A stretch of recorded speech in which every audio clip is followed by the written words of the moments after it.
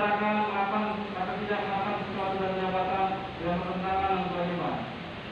Terkait pengertian doktrin dan jurisprudensi tidak kami bacakan termuat dalam surat tuntutan. Rupiah, 1 bidang tanah seharga 2 miliar 150 juta rupiah, 1 buah tas merek Western seharga 25 juta rupiah, 1 buah sepasang sepatu basket seharga 20 juta rupiah. Yang langsung tenaga prima dari Robi Oktaviani.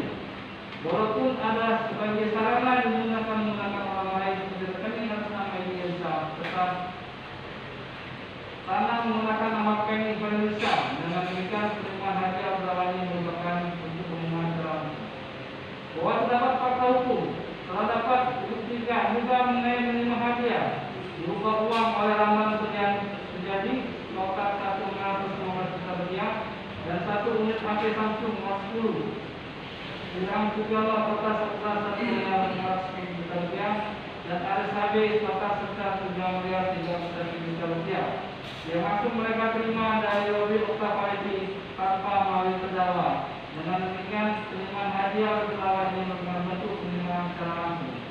Berdasarkan oleh yang tersebut di atas, kami berpendapat untuk menerima hadiah akan janji pada hak dan 1.3